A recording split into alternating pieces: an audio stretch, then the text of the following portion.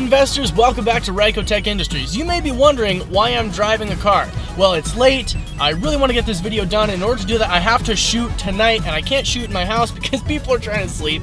So,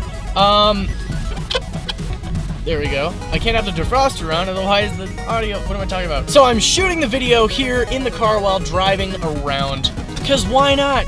Why not, you know? I've never found a good answer to that question.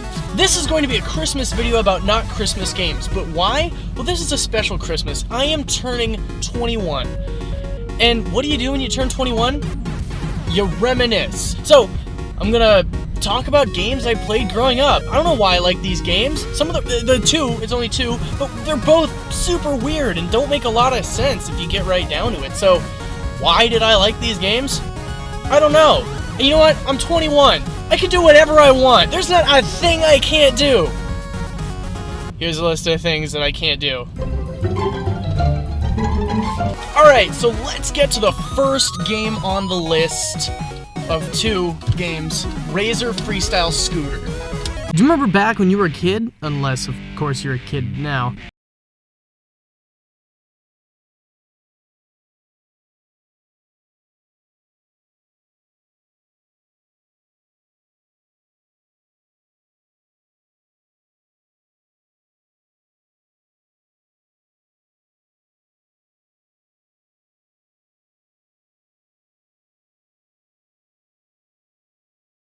To it. Nonetheless, they were a huge fad, so how could you not release a game to try to piggyback on the success of the Razor Scooter? This game starts out with a more than less than super interesting plotline. Your friends have been kidnapped by a giant robot, and you have to do tricks to get them back. Oh man, I cannot even tell you the number of times that's happened to me. When the game starts up, you're given the option to play as two characters in the game's story mode. As you can see, Chad is a true rebel because he's not going to let some doctor tell him that he can't ride a scooter. The first two levels are pretty standard. This game is basically a Tony Hawk's Pro Skater ripoff with scooters instead. In fact, it's so close to Pro Skater that you're allowed to land backwards off the ramps. As one who has ridden many a scooter in my day, I can tell you that this does not happen. But then the game gets weird, so you can ride around at the scooter park, which is a fairly common place, I guess. I don't know if, do scooter parks, is that a thing, or is it just skate parks and people ride scooters there? Once you get enough points, you can unlock the school level, which is basically supposed to look like, I guess, an elementary or middle school. I don't remember any schools looking like this, and I think it's supposed to be for summer. I don't know. This really does not make much sense. But then the game gets really weird because the next level is a clock tower. I cannot even tell you the number of times that's happened to me, and I am shooting this again because I'm going to give you a hint as to what that number is. Alright, here's your hint. You can't divide by it, and the universe still exists. It's zero. That's what that's never. Who would that happen to? Seriously, this is really dangerous. I mean, look what happens when you go off the edge.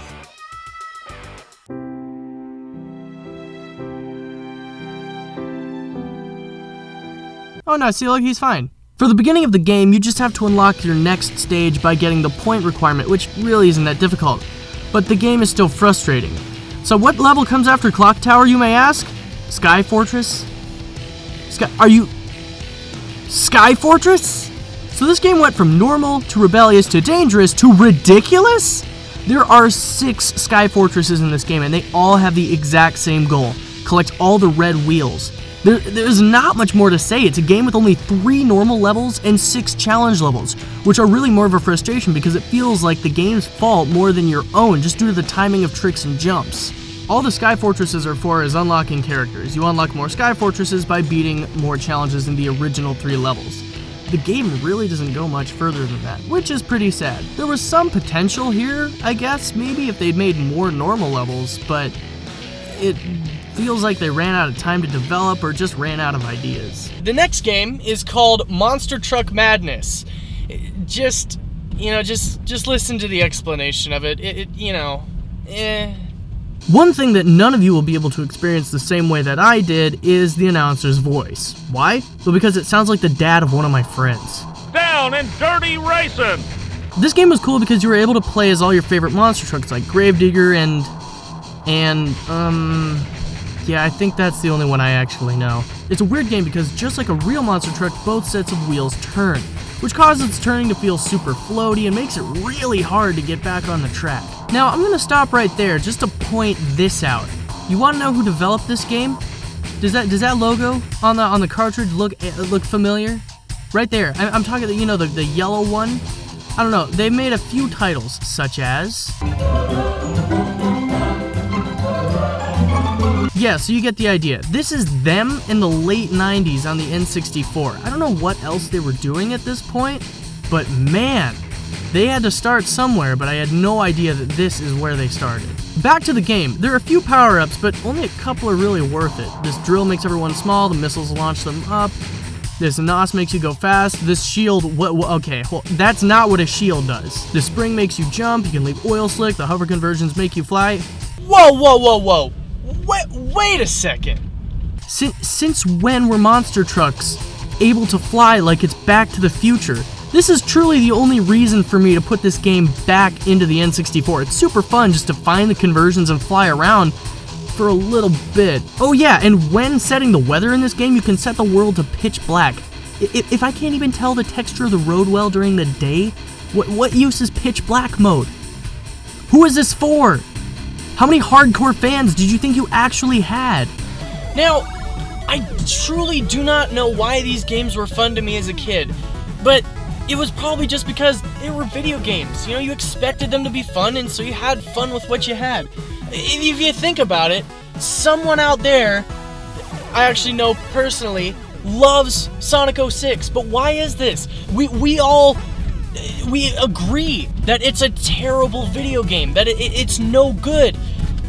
Someone played it as a kid. Nostalgia is powerful, and because of nostalgia, there's a place in my heart for these games. I don't know if you like them, I don't know if you think they're terrible, I don't know if you hate them, but I played them as a kid, so there's that connection that I have. What games do you have that are like that? There's gotta be some that I would play and think are awful, but you love them because you played them as a kid, or some other. Those are some cool Christmas lights, by the way. Anyway, that's all I wanted to share with you guys. Have a Merry Christmas, and I'm going to have that as well as a Happy Birthday. Also, the majority of you won't be watching this on Christmas, which means it won't be Christmas. Anyway, have a Merry Christmas in July. I don't care. You know, do whatever. It's December 25th when this comes out, hopefully. I'm stopped in the car for some reason. Thank you guys for watching. Cue the outro.